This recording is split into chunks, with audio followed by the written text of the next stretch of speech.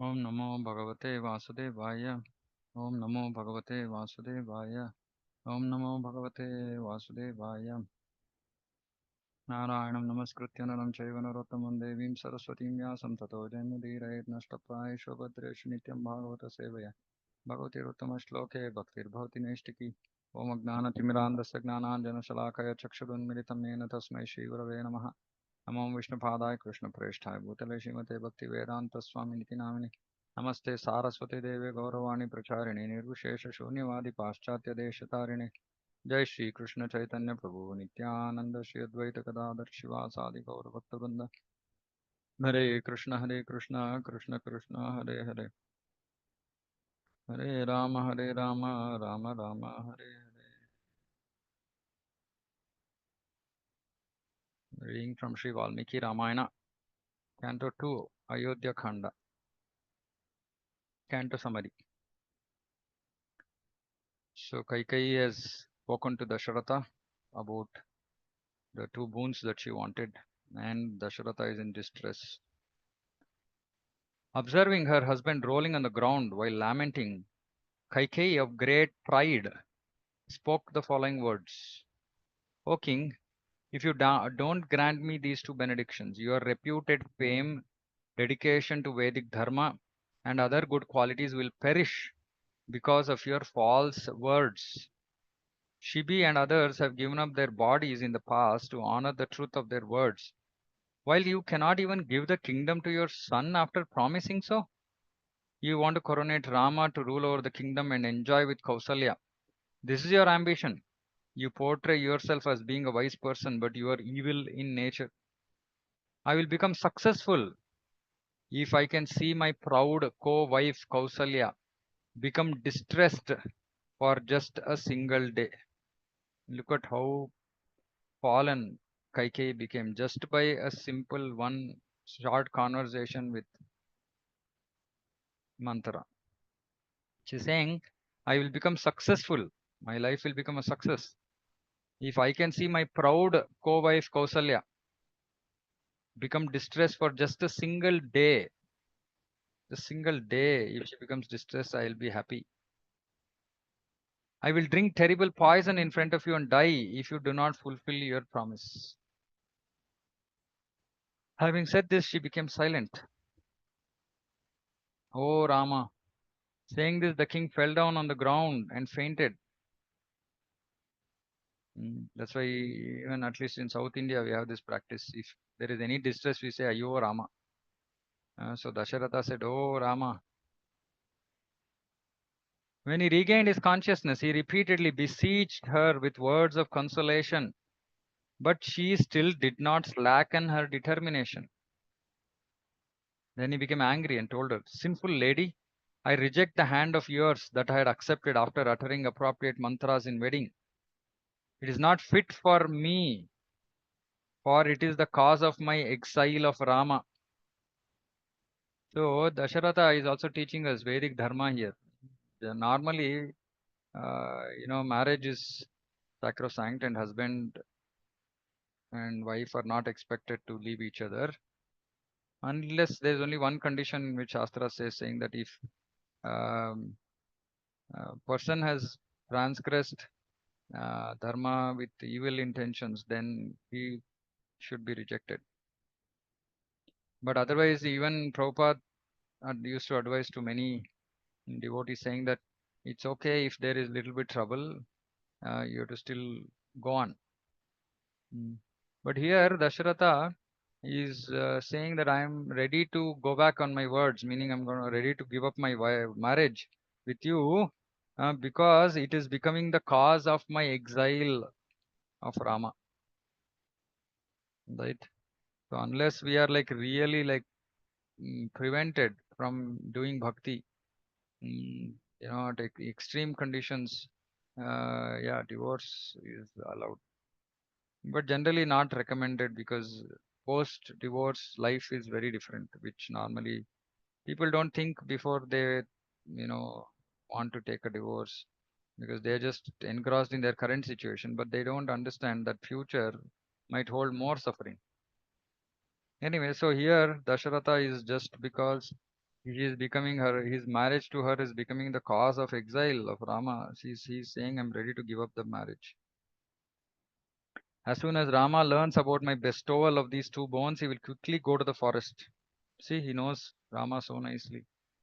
Dasharatha is saying he will quickly go.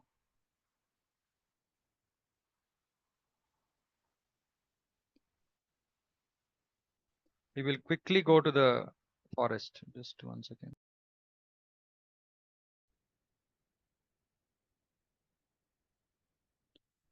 So he will quickly go to the forest. He will not object. He will just say, okay, I'm ready to go. He's straightforward, but I am less fortunate. He won't protect the kingdom as I desire. For Dasharatha, whose heart was wounded by Kaikeyi and who consequently lamented thus, the 3 yamas of the night appeared to be 1,000 yamas in duration. Yama is 3 hours. Day and night consist of 8 yamas, yielding 3 hours per yama. Early in the morning, Sita's husband was glorified by the Maghada reciters. Rama, like the luster of the sun, your prowess is to provide the ultimate form of beautiful existence to the world. On that festive occasion, the jewels shone because of their beautiful rays. The varied ornaments on Rama shone because of those jewels. Rama with his beloved Sita shone because of those ornaments. The entire world of moving and non-being shone because of that great being. When the sun arose, the saintly Sumantra, the best of Dasharatha's ministers, quickly went to the king's inner quarters. He entered the lovely inner quarters and was not restrained by the gatekeepers. When he saw the king, he thought that he was asleep and so spoke the following to wake him up. Blessings upon you, O king. Please wake up. O master of the citizens. When you are asleep, they are also asleep. And when you are awake, they are also awake. The neighboring kings and all your subjects, headed by your ministers, are waiting for you in the assembly hall, for they are eager to see the great festivity. Having gathered all ingredients for the coronation, Vasishta and other sages are hurrying about here, since they are engaged in your welfare. On your order, auspicious mantra recitation has been performed in the presence of the handsome Rama, who is decorated, and with his wife. Please do the needful quickly. Upon hearing his assistant's words, the king became filled with shame and sorrow. Dasharatha's head turned his head down, and he was quiet. Kaikeyi spoke at the time. In his delight about Rama, the emperor has been awake throughout the night, so he is probably still asleep. Bring Rama here quickly. The minister thought that she spoke the truth and left. While leaving, Sumantra noticed ministers and priests by the gateway. They told him, quickly inform the king that the blazing sun has risen and that all of the ingredients for the coronation have been gathered. Then Sumantra hurried out of fear that the auspicious time would pass away and re entered the inner quarters. He glorified the king and woke him up with these words, O friend of the great Indra, O destroyer of the great Asuras, O long lived emperor, O father of Rama, please get up quickly. Sumantra's words of glorification were more intolerable for the king than Kaikeyi's cruel words, for he feared being separated from Rama. The king told the minister, my friend, why do you glorify a dead person? While I am alive, let me see Rama at least for a moment, bring him quickly. Sumantra was somewhat taken aback upon hearing this and worried in anxiety with the thought, what is this? He then quickly went to Rama's abode. It was filled with delighted and prosperous people. It had 7 golden walls. That residence superseded the residence of Indra. It was equal to Vaikuntha. Sumantra entered that residence. Sumantra saw Lord Rama sitting on a golden couch covered with deer skin. The Lord was smeared with sandalwood pulp that was as red as the blood of a boar. He was served by Sita Devi, who had a charming chamara fan in her hand. Sumantra offered his respects to Rama and told him, the king wishes to see you. Rama acknowledged the sidelong glance of Sita Devi that brings about auspiciousness to the entire world and got on a chariot that was as brilliant as the sun. Prince Rama, the Lord of the universe, departed from his residence with several warriors, like a great lion departs from its cave. Ladies got up on beautiful mansions. They and the men around him saw Rama and then spoke to each other. There is no chaste lady equal to Sita in the three worlds, for she has attained Raghava as her beloved husband, just as Lakshmi attains Mukunda. What kind of pious activities have been performed by Kausalya and the king that they could embrace Rama and be happy by calling him, "Oh, my child"? Oh, we now delight upon getting Rama as our auspicious king, like humans upon getting heavenly nectar, and like the poor upon getting abundant wealth. The Lord proceeded, while honoring with his smiling glance the people who happily spoke such interesting words. Upon entering the king's residence that resembled the home of the king of the Devas, Lord Rama offered his respectful obeisances unto his father and mother Kaikeyi. The king wanted to say, "My child, may you live long." But no words came out of his mouth. Rather, tears fell from his eyes. Despite knowing about everything, the Supreme Lord of all imitated the ways of this world. He noticed his father's distress and asked Queen Kaikeyi about it. "Mother, why is my father distressed? What offense did he notice in me? Did you commit any offense due to pride? Please tell me, your son, the truth." Kaikeyi's mind was deceitful. She was hard hearted because she was wicked. Upon hearing the words of Rama, she smilingly spoke to him as follows: "Dear son, neither you nor I nor anyone else has committed any offense. The king had given me two boons, but is repenting out of fear of you. My child, if you have non-duplicitous devotion to your father, protect him from his crisis of dharma sankata. I will tell you about the two boons if you promise to have them fulfilled." When she told him thus, the Supreme Person of Godhead told her, "Which activity pleasing to my father will I not do? I can drink poison or enter the blazing fire if that is pleasing to him. Mother, please quickly request the forgiving king to forgive me. I have promised you in truth about the two boons my father had given you." When the Lord had promised her thus, that cruel lady told him, "In the past, when I had protected your father, he granted me two boons. I have requested him to fulfill those boons now at this appropriate time. Though he has granted me these boons out of affection for you, he doesn't speak to you about it. The king's order is this: austerely live in the forest for 9 and 5 years, and Bharata should protect the earth." When she told the descendant of Kakutstha this, he said, "I will happily go to the forest. Send messengers to Bharata.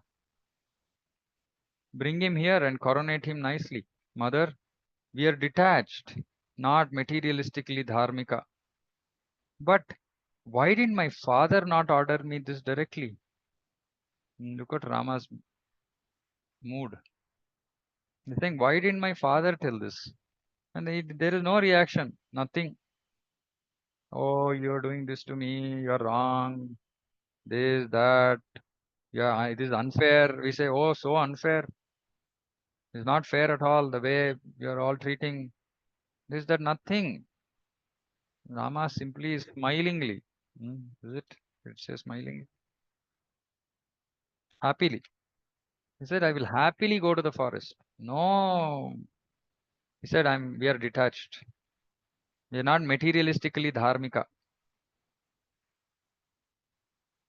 When he told her this, the deceitful Kaikeyi told him, "Your father values his prestige. He doesn't tell you this out of embarrassment. I will tell you his inner intentions. I, your father will not eat as long as you are in Ayodhya. Go quickly, otherwise you will transgress the order of your superior authority." Look at what she's saying. In spite of all this, her nature, Rama still doesn't feel any anger towards her. Mm. She's saying, "Your father will not eat as long as you're in Ayodhya. So go immediately." When the Kali of Kaikeyi, who pains the hearts of all onlookers, spoke thus, the king said, "Fie on you! Oh, how difficult this is!" He fell on the ground and fainted. Rama said, Queen Kaikeyi, I will first see my mother and pacify Sita, then I will go as an ascetic. Mother, as the wife of the saintly king, please tolerate this delay. May Bharata, absorbed in service to our father, protect the earth. See, he's saying, I'm sorry for this delay. I have to go and just pacify my mother and Sita. When the king heard the pure and auspicious words of Rama, pure and auspicious, right? Just how, I mean, it's just literally impossible to imagine this. See, there is no feeling of remorse, no negative thoughts, no emotions, nothing. Just pure and auspicious. He cried out loud without restraint, Oh Rama, Rama, oh my child. The spiritual master of the world circumambulated the king who had become unconscious, and Kaikeyi offered obeisances unto their feet and departed from their residence. The king's queens cried loudly when the lord of all left his father's inner quarters. Where will our child Rama, who is dear to all creatures, go? The king had many queens. All of them are crying. Kausalya was not there. Sumitra was not there. How can he leave the king who cannot tolerate separation from Rama for even a muhurta? This loud lamentation of the queens became known in every assembly, and it spread everywhere just as a seed spreads further seeds. The citizens lamented upon seeing the face of Rama. Nevertheless, he was full of bliss, and his face resembled the full moon, though he was devoid of the kingdom. Lakshmana became agitated because of embarrassment, distress, and anger. He kept quiet and followed his elder brother, who departed from Dasharatha's palace.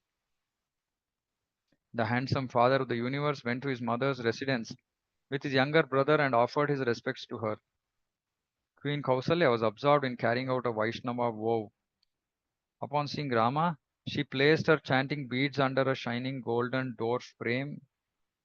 Her earring shook when she embraced him, and she shed tears of joy.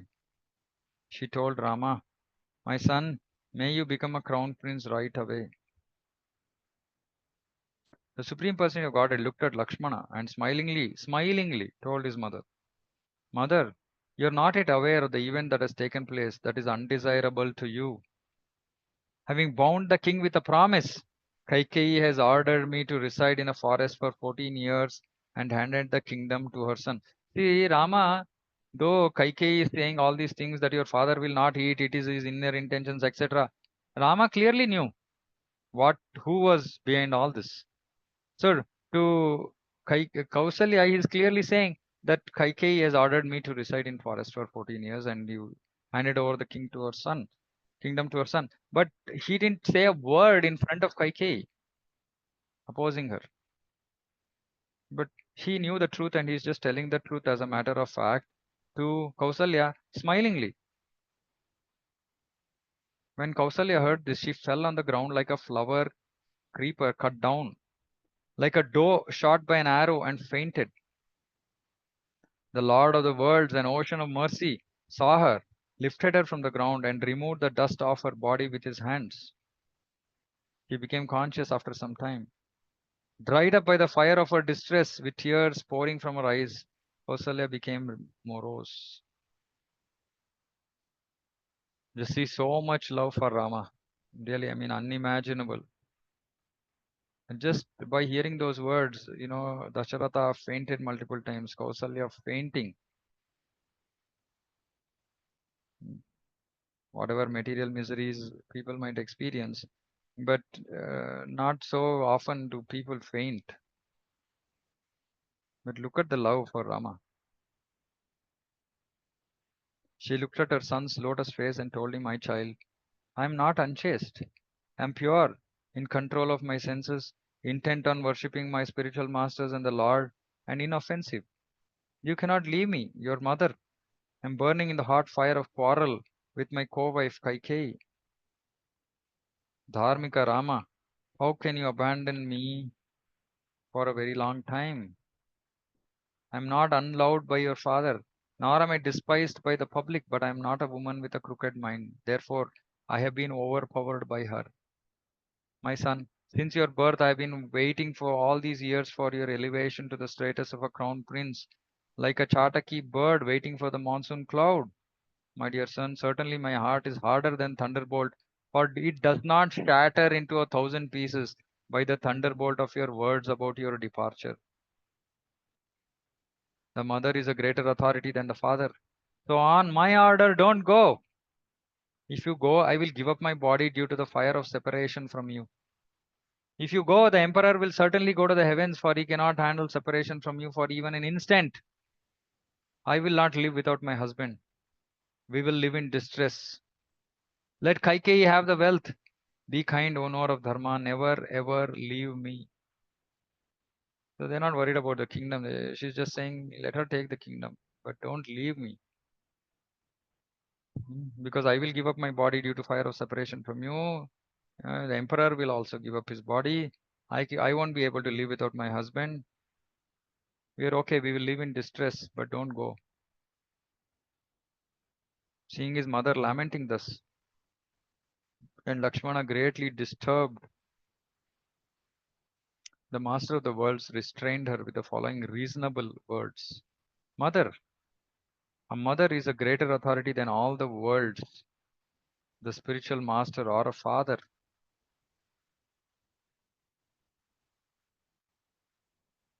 Except for Lord Hari, there is none superior to one's mother. But the powerful Bhargava had killed his mother in the past on the order of his father, and then he gave her life back by his father's mercy. A cow has been killed by the learned Kandu on the order of his father. If I am dear to you, please permit me for the sake of my father. I will return in 14 years after carrying out my father's orders. I promise this on my very life. Don't speak anything to the contrary. So Rama is saying that actually, mother is a greater authority than all the world's spiritual master or father. But there's a footnote here saying that until the father issues an order. So if the father issues an order, then that is more superior to the mother's instructions. But if father or spiritual master don't issue any order, then the mother is the next in line. Mm. So Rama is explaining to her saying that Bhargava Parshurama killed his mother on the order of his father. Mm. A cow has been killed by the learned Kandu, who is a great sage, on the order of his father. So please permit me, for the sake of my father, I have to follow his orders. Don't speak anything to the contrary. After thus appeasing his mother, Rama spoke to Lakshmana. Dear Lakshmana, don't be angry about an obligation brought about by providence. Noticing all that has been deceitfully carried out by Kaikeyi, the extreme calamity faced by the citizens, and his master's straightforwardness, Lakshmana became angry once again. Frowning and shaking his eyebrows, Lakshmana, the son of Sumitra and the killer of his opponents, looked at his sword with red eyes and said, O Lord of the gods of the Devas, when you are satisfied, I can destroy that providence that obstructs your attainment of the kingdom with my effort. I can destroy that providence. He's saying that all this is happening by providence. Lakshmana is saying, I will destroy that providence. This sword will mercilessly drink the blood of him who envies your prosperity in the 14 planetary systems. Kaikeyi has received the two boons from the king simply by cheating, and her father is repentant. So how are we transgressing dharma by not carrying out Kaikeyi's orders? Meaning following Kaikeyi's orders is transgressing dharma because she is a cheat. O Lord, don't please the insignificant Kaikeyi by going on exile. That is displeasing to all creatures. When Lakshmana spoke, the Supreme Person of Godhead, Rama said, where is there no unhappiness? Where is there no unhappiness? Where is there no happiness? For those detached from material enjoyment, the city and the forest are the same. Meaning everywhere there is happiness, everywhere there is unhappiness. So why should one be reluctant to go to the forest? Let no contamination in the form of criticism. What criticism? Raghava has transgressed his father out of greed for the kingdom, touched the moon of our perfect fame. So Rama is saying that people will say that I transgressed my father's order out of greed for the kingdom, and that should not be heard. Bringing about happiness to the sages who have resorted to the auspicious forest. I will wander about in the forest. So Rama is saying, see, there are good things to be done there also. There are great sages who resorted to those auspicious forests. I will go and serve them. I will wander about in the forest. There are other reasons too. You are naturally my devotee, and so what you have spoken is appropriate. Serve our mothers and father with Bharata.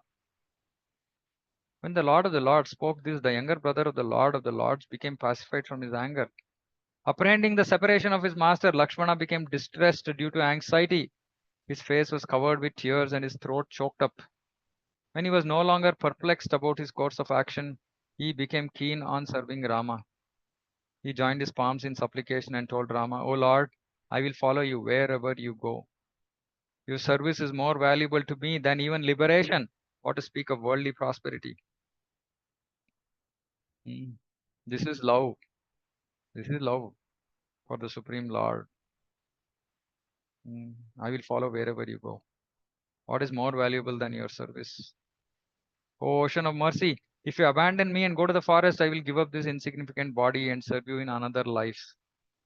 I know that you are the perfect person beyond material nature, by serving whom Brahma, Brahma's sons, and others have attained spiritual perfection.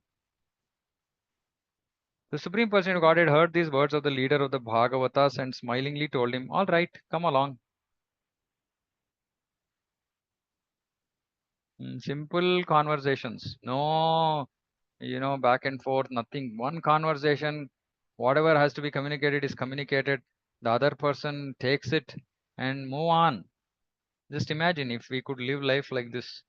And it's all on the basis of Vedic authority. Like Lakshmana is looking at Rama as his authority, right? And Rama is saying something, Lakshmana is simply agreeing. Lakshmana is not arguing. And Lakshmana is requesting that I'm surrendered, I want to serve you. Rama is saying, okay, chalo. No argument, no discussion, all on the basis of dharma. Understanding her son's preparation for his departure to the forest, Kausalya again told him, my dear son, if you honor the words of the predecessor authorities, listen to this. The instructions given by a guru who is proud, who is unaware of what should and should not be done, and who engages in whimsical activity should not be carried out. It is well known that Manu, the Lord of mankind, has given this advice. So coronate yourself and convince the king in this regard. Meaning, so your father is doing something uh, whimsically. So just ignore it and do whatever is required. This is what Manu is saying. That's what she's saying. Hearing these words of his mother, the Lord smilingly said, one should carry out the instruction of one's father, whose mind and senses are in control, and who gives good instructions. So again, dharma, discussion on dharma, various aspects. Understanding her son to be unrestrainable, Kausalya sighed long, became overwhelmed with tears, and lamented, my child, don't leave me behind, for I will be devoured by my co-wife, just as a weak cow is devoured by a tigress. Take me with you to the forest. When she said this, the Supreme Person of Godhead said, Mother, don't speak like this. The Supreme Soul becomes satisfied with women when they serve their husbands. Treat Bharata as you would treat me. He will honor you just as he honors me. Truly, I will make you happy at the end of 14 years. When Kakutsta spoke thus, Queen Kausalya, like a demigoddess, controlled her sorrow by dint of her understanding and blessed him with auspiciousness. See, over, crying over, close. The thin-waisted Kausalya chanted mantras that ward off Rakshasas with mustard seeds and imprinted the symbols of Lord Vishnu's chakra on the arms of Rama, who himself wields the chakra, while saying, may the wielder of the chakra protect you, my child. May all creatures always do good to you, and may Lord Keshava, the super soul of all creatures, bless you. By the mercy of Lord Vishnu, I will see you come back powerfully like Vinata saw her son and like Aditi saw Upendra. May you return with Lakshmana by dint of my devotional service to the Supreme Person. Having said this, the chaste lady smelled her son's head and embraced him. Having thus pacified his mother, he circumambulated her and offered her his respects to her. The Lord of Lakshmi then departed from her home with Lakshmana. Dark complexioned Rama shone in the wide grand road like a cloud in the sky. By a shower of his glances, the remover of everyone's sufferings pacified the distress of the citizens for a moment. Hmm, now comes the difficult part. The Lord entered his residence that was filled with people, eager for the coronation, and then expressed his plan to Sita Devi, who was inside her inner quarters. Janaki then said, I will go to the forest with you, O Lord. Again, no question about the kingdom. Just see, nowhere anybody is asking about, oh, we are losing the kingdom. Everybody is just worried, oh, we are going to lose your association. We are going to lose the opportunity to serve you. So we want to go along with you. The Lord of the universe told her, just stay in the city till I return. Lord Keshava spoke to her about his departure with the difficulty. Okay, with the difficulty. Though they are always united in thought, this quarrel between the Lord and his consort was an imitation of worldly couples' quarrel. Though they are always united in thought, meaning there is never a chance that Sita Devi will oppose or go against Lord Rama. But just they are imitating the worldly couples' quarrel. Worldly couples' quarrel means husband wants to go left, wife wants to go right. Who is right, who is wrong? No idea. No understanding of dharma. Just tu me me, my way or highway. Uh, so they're just showing, imitating the world's way. Everyone heard the argument between Lord Rama and Sita Devi about her residence in the forest and greatly lamented without restraint. Lakshmana's eyes were brimming with tears and he humbly stood by Rama while contemplating what he should do. The Supreme Personality of Godhead then told him, the king is under the control of Queen Kaikeyi and so he may not honor our mothers. Bharata might also become blinded by the pride of prosperity. Therefore, you should be here. Service to my mother is none other than service to me. I will not take you to the forest since you are most dear to me and cannot tolerate any distress on my part. When the Lord spoke thus, Lakshmana immediately offered his respectful obeisance at the feet of Ramachandra. He then cried and told the noble prince and princess, Queen Kausalya shouldn't be worried about if she can tolerate your absence. For 1,000 villages have been allocated just for her subsistence. Bharata will worship Queens Sumitra and Kausalya even more than his mother out of his respect for you. So I have nothing to do here. O master, if I am most dear to you, then how is it that you do not take me with you? I am fit to serve you directly as your order carrier, disciple, and younger brother. O Lord, you can enjoy the company of Vaidehi as you wish. May all of my time be spent successfully in serving both of you. Having understood the devotion of Lakshmana who had spoken these words, the Bhakta Vatsala Rama, the elder brother of Lakshmana, replied to him as follows. All right, I am happy with your idea. With the permission of your well-wishers, get the 2 bows given to the king by Varuna. Also bring an unbreakable armor to protect the heart, 2 inexhaustible quivers, and 2 swords kept in the Acharya's home. As soon as Rama told him thus, Sumitra's son took permission from his well-wishers and brought the weapons blazing like gold from the Acharya's home. Again, on the order of Lord Rama, he brought Suyagna, Vasishta's son, and other Brahmanas to receive charity. Raghava gave Suyagna invaluable ornaments such as a diadem, girdle, bracelets, armlets, and gems. Rama's wife happily gifted Suyagna's wife excellent ornaments and clothes of various kinds. Rama gifted him the elephant Shatrunjaya that his maternal uncle had given him after decorating it with gold, along with 1,000 cows. He gave wealth to other Brahmanas and everyone else in need. He gave them wealth as they desired, and they happily uttered blessings upon him.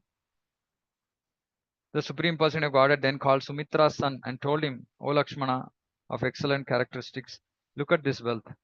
Give it to the best of the twice born, servants and well wishers. Give it to whoever wants wealth today. Satisfy Agastya, sage Kaushika, Gargya, Chandilya, and the Guru Taittiriya quickly with great wealth. Donate to my charioteer Chitraratha, the professional reciters, jokers, wrestlers, artisans, washermen, barbers, and others. Give to the servants and sannyasis maintained at the homes of the queens Kausalya and Sumitra 2000 gold coins each. Let no one belonging to us be distressed when I, their protector, has gone to the forest. You know who is who, so exhaustively and appropriately give my wealth in charity. Lakshmana did as he was told by noble Rama. The Lord then gave the wealth still remaining to the handicapped and so on. So he's just giving away everything he had. An old Brahmana named Trijata rushed towards Rama. He was dirty.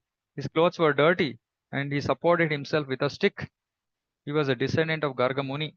He told the Lord, Rama, my wife is young and has many children. She is distressed due to poverty. Please give me wealth. When the people around laughed at him, the Supreme Personality of Godhead jokingly told him, if you throw your stick towards the cows there on the other bank of the river Sarayu, I will give them to you. The trembling old man took hold of his stick with excitement and threw it with all his might. That stick crossed over the Sarayu and fell amidst thousands of cows. The Lord appreciated and embraced that Vipra and gave him those cows. When Trijata was about to leave, he then gave him as much wealth as he wanted. The citizens glorified the Lord for his devotion to the Brahmanas and magnanimity. Having distributed his excellent wealth to the Vipras, the Lord of the universe went to see his father with his younger brother and Janaki. The men and women of the city and the countryside were afflicted by lamentation and fear, and so spoke in various ways when they saw Rama, Lakshmana, and Sita Devi. They said, the intelligent Rama was formerly followed by the fourfold army. Now he is with Sita and followed by Lakshmana. Formerly, Janaka's daughter could not be seen even by beings flying in the sky. Now people are watching her in this royal road. The Lord of all, though the ruler, gives up all the prosperity he had attained just for the sake of fulfilling Kaikeyi's words. Just see the Lord's detachment. If Rama goes to the forest, all of us will go with him, for we, like aquatics in water, cannot live without him. The Supreme Person of Godhead heard these words of distress, but he did not become distressed. He smiled and entered the home of his father, who lamented in many ways. When Sumantra informed the king that Rama had arrived, he called his 350 wives to come and see Rama. The nectarian smile emanating from Rama's moon-like face that could pacify all forms of distress immediately pacified the king, whose mind, senses, and body had been fully burning with the forest fire of sorrow. Look at this nectarian smile emanating from Rama's moon-like face that could pacify all forms of distress immediately pacified the king. So when we are in distress, all we have to do is look at the nectarian smile of the Supreme Lord. Whoever, whether if you are a devotee of Rama, Krishna, just look at their nectarian smile and all our distress will go. So amazing, really. We can't just imagine. Rama came to teach us this form of detachment to material things, possessions, you know, so amazing. Yeah. So we'll stop here. Rama willing, we'll continue this tomorrow, and I don't know if we'll complete. Yeah, only. Oh, tomorrow is the only day. Yeah? Today is Thursday. Yeah, Friday. And Saturday, I'm not there for 1 week. Okay. Okay. So we'll stop here. Shri Valmiki Ramayan की जय श्री रामचंद्र भगवान की जय जगत प्रभु शिल प्रभुपाद की जय समवेत गौरव भक्तवृंद की जय वांछा कल्पतरुभ्यश्च कृपा सिंधुभ्य च पतितानां पावनेभ्यो वैष्णवेभ्यो नमो नमः अनंत कोटि वैष्णव की जय. Okay, so maybe tomorrow